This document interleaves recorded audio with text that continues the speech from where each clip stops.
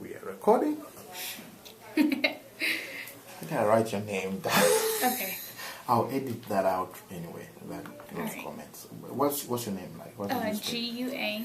G-U-A. G-U-A. D-A. D-A. L-U-P-E. Oh, Guadalupe. Guadalupe. Easy. You know, in Africa we do the same. We do the vowels the same way, like R-A-E-O-O. Really? Like in Spanish. In my language, local languages in Africa. Yeah, that's how we do it too. So our spellings, like the way we pronounce words, are the same. So the C-U is like for us is chu, like cool. Yeah. While in here it will be you or you, you know. Yeah. So the R is R, like R and you know. So I don't know if that makes sense, but it does. that's how we are in Africa. Okay, let's start our interview. Hey, Guadalupe. Hi. I'll just ask you to introduce yourself. What's your name?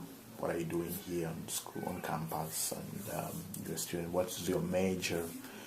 And how many are you in your family? And do you live with your parents or alone?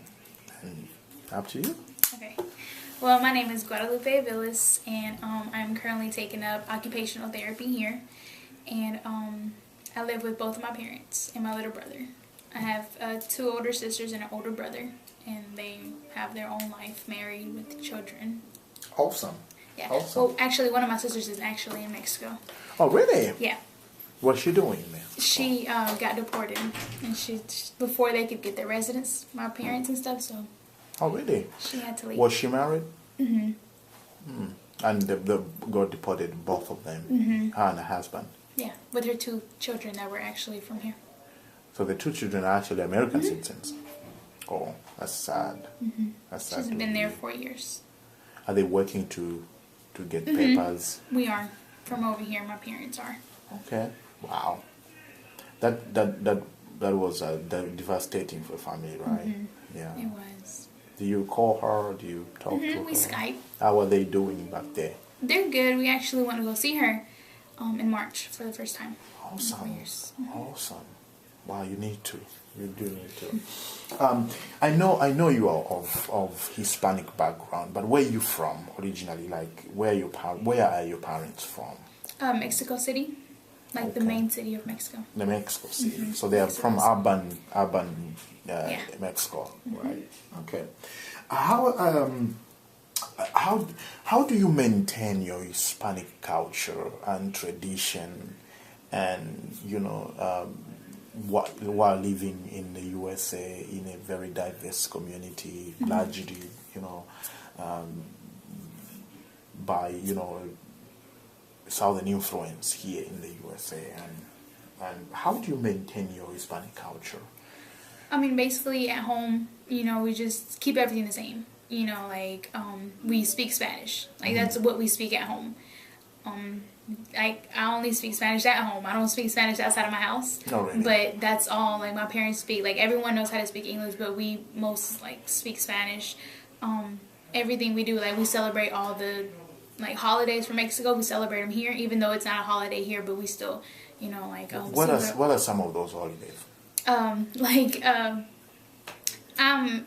Guadalupe, that's my name, and it's a saint in our religion. It's a saint that we worship.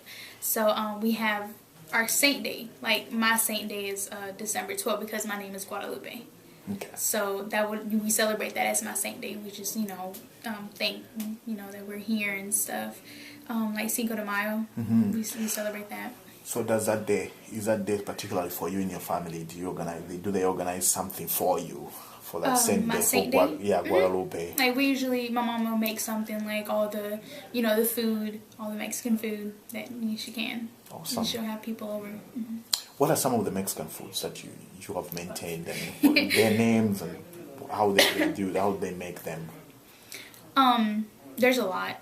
And, whenever you go to a restaurant, it's not really Mexican food. She makes, authentic Mexican food, which is really different from what, you know, people actually think that is Mexican food, which is really not. What are some of them? Can you name some of them? Yeah, sure.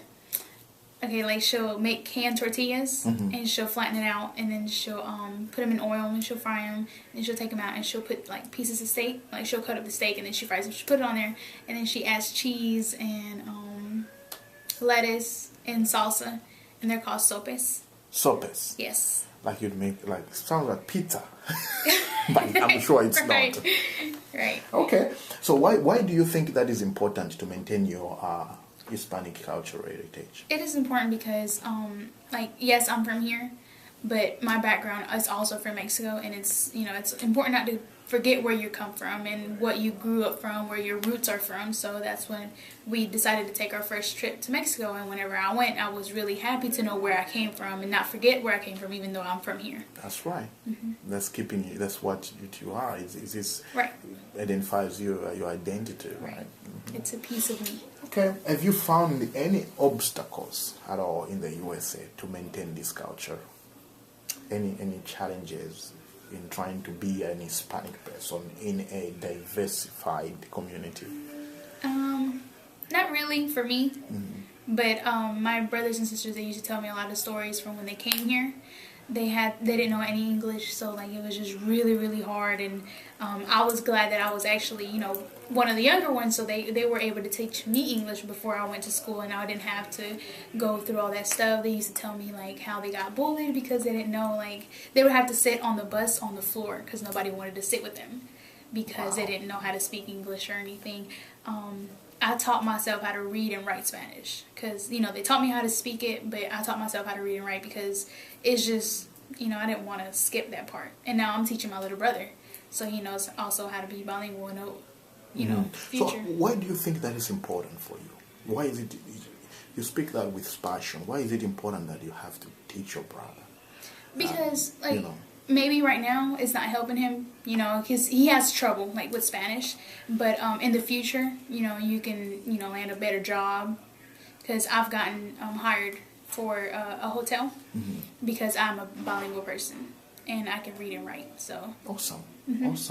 So it's important to maintain your culture. Is that what you're telling me? Maintain your culture, your language, and all these ceremonies that you do for economic reasons as well, right? Yes. Okay. All right. Anything else you want to tell us? Basically it, yes.